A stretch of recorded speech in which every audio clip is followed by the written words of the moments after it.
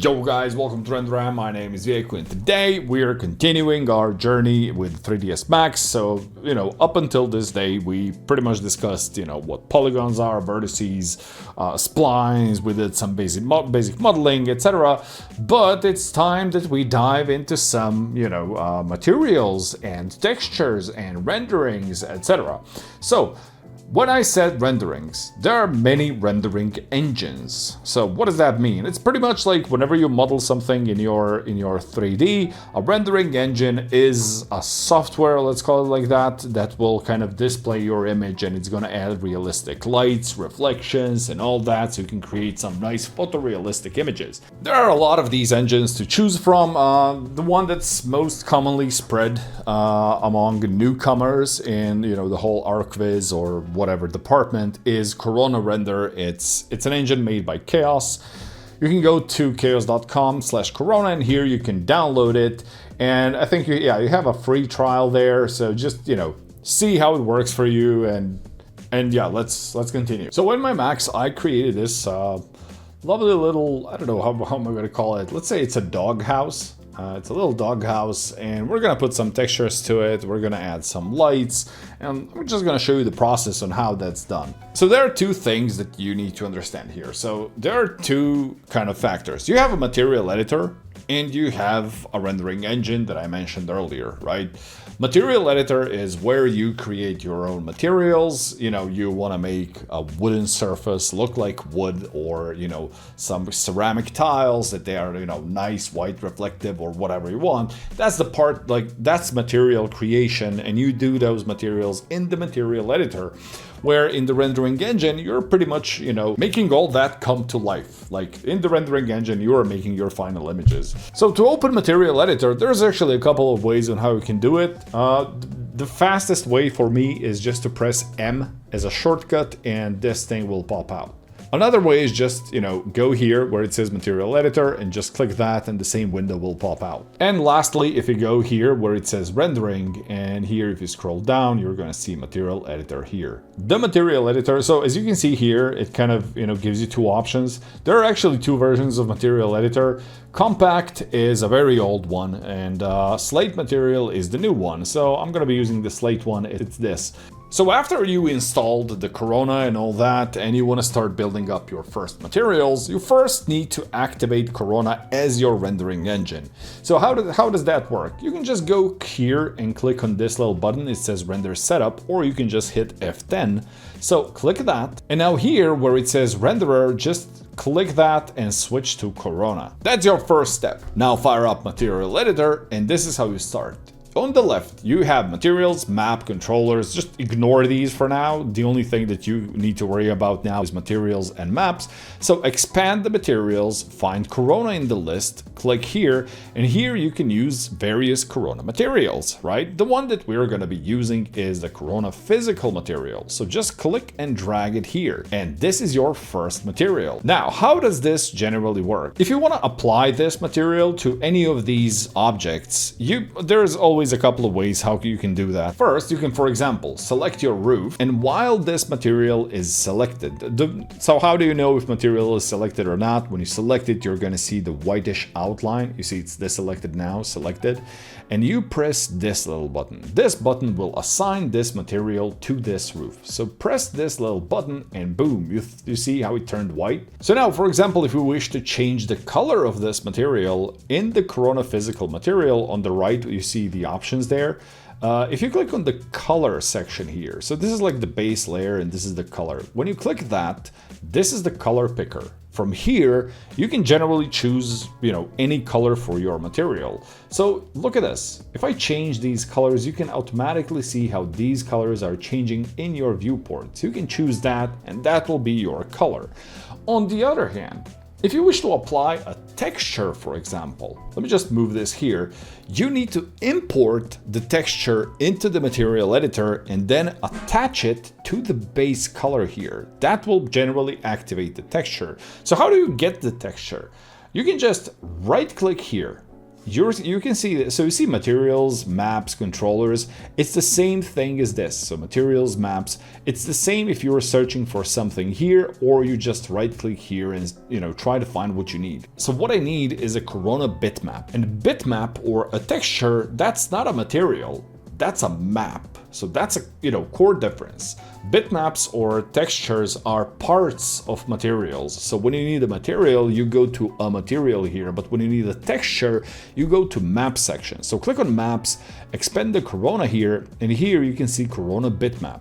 So click and drag that, just release it here, and this thing will automatically pop up. This allows you to instantly choose which texture you want to use. So locate the folder where the textures you're going to be using is. So for example, I'm going to use the folder here, which has a grass. That's the grass that I'm going to be using for the floor. A wood texture. This texture I'm going to be using for the doghouse walls.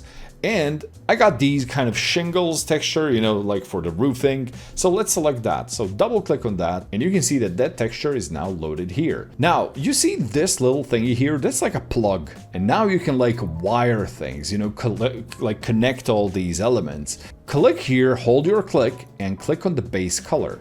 And voila, you got yourself a nice texture in your viewport. So let's see how that looks. One thing that you can notice is that texture is kind of badly rotated. There are a couple of ways on how you can, rotate it correctly, etc. One easy way is to look into the bitmap settings or texture settings. Just note one thing.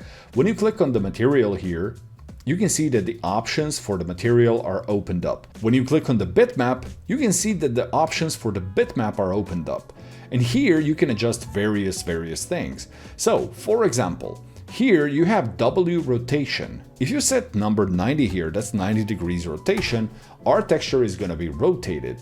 If you go to the tiling part here, tiling is one of the things that you're going to most commonly use, that and this rotation when it comes to those bitmaps. So as you increase the tiling, you see what's happening.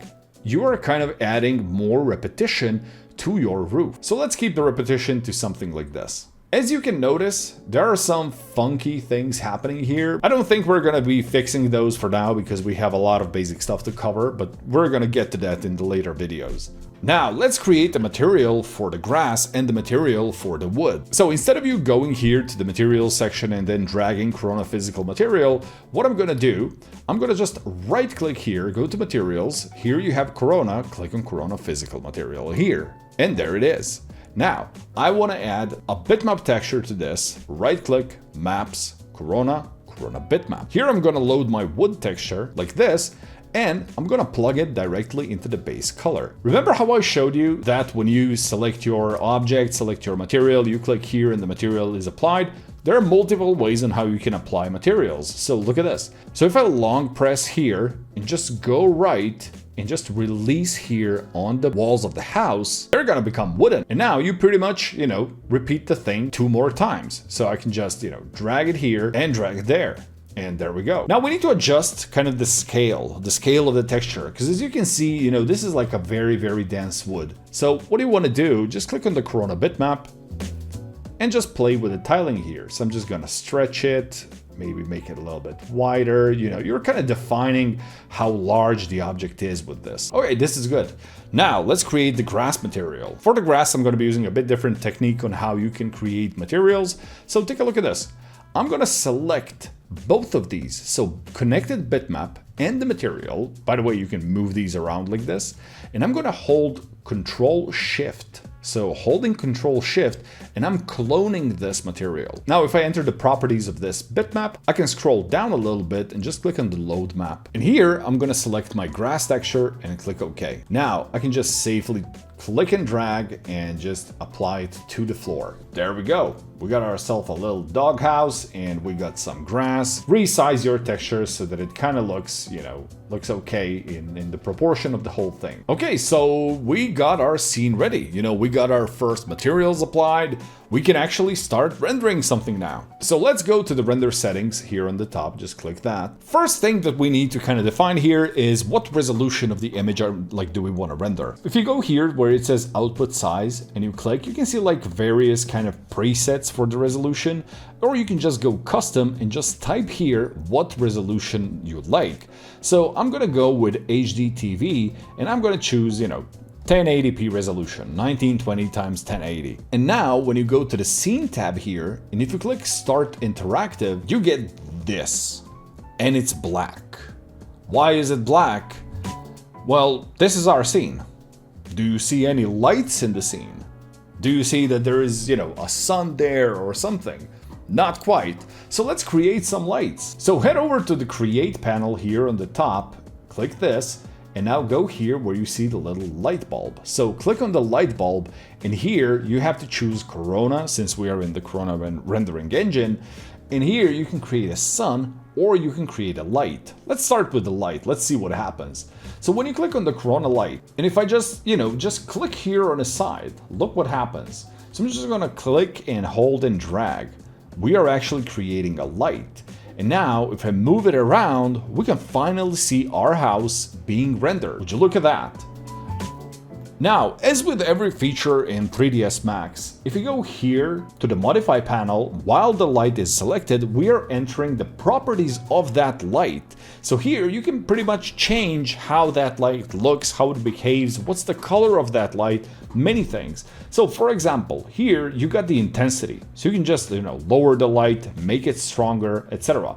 You got the color here. So if you click that, here you can pretty much change, as you can see, like which color the light will shine. Additionally, if I go back here and click on Corona light again, and if I create another light, let's say this one goes here, and if I create another light, for example, this one goes there, we are getting, a relatively nicely kind of lit scenario.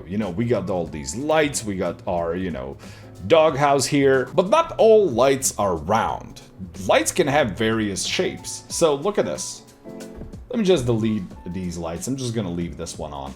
So if I go to the Modify panel, here you have the shape of the light. So it says sphere. If you switch that to the rectangle, look at this. You got a little kind of plane, and it just shines like a little, rectangular plane. One cool thing that you can activate to kind of more control how your lights behave is you click the targeted. If you click on the targeted, you see what your light gets. Look at this, without target, with target. You get this little kind of yellow box here. So if you click on that box, this is the direction of the light. This is like where will the light shine. So let me just increase the intensity of the light a little bit, and look at this. Now you can kind of reposition your light wherever you want, and it will keep kind of the same focus on what it's shining on. But since we are creating this outdoor scene with this lovely little doghouse, let's actually add an actual sun. We don't need these, kind of reflector-like lights. Let's add an actual sun. So go to the Create panel and click Corona Sun. So get this, hold your click, move it, let's say here, release the click, and now just move your mouse up and down, and you're generally, defining the position of the sun.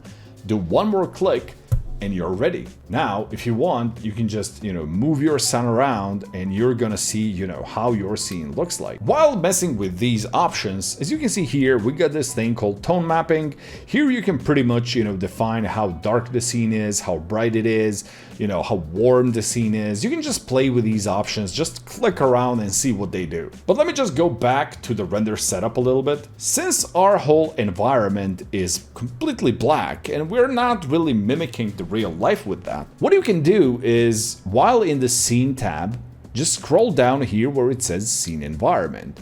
Here you can load up kind of the information on what's happening all around you. You can add, like real skies, different world scenarios, and all of them will affect the light of your scene. I'm gonna go to the single map option. As you can see, everything just gets brighter. Why? Because I literally just infused the environment with white color. This is the color here that's, kind of defining the environment.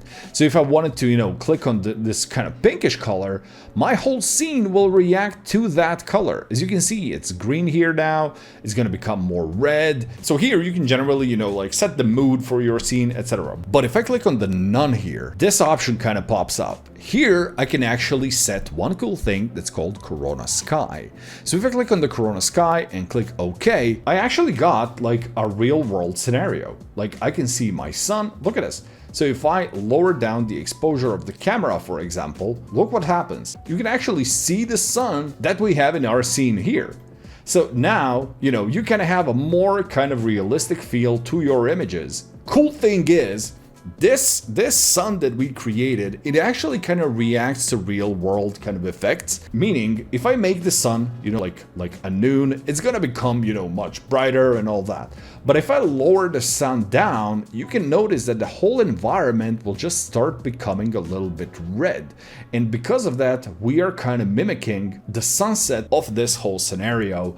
And of course, if you lower it more down, we are saying goodnight to our scene. So my task for you guys is create a basic scene, apply some textures, check on the Corona physical material, like check what is there, like try to kind of investigate all these options, see what they do, try to plug things somewhere, just play around, this like first of all, this whole thing has to be fun for you. Then try to add some sort of light and try to create some cool scene. And now generally your 3D journey can, somehow get its own legs because now you can actually render stuff. Just one more thing, let me just raise the sun a little bit up. If you need to save the image that you rendered, let's say you have this lovely doghouse and you want to save this image and show it to somebody. What you can do, here you literally have a save button. Click that and you can just save the image as a JPEG or whichever format you like on your desktop or wherever, and that's it. Thank you for watching, and we will continue with our 3ds Max journey in the upcoming episodes. Stay cool and happy renderings. Bye.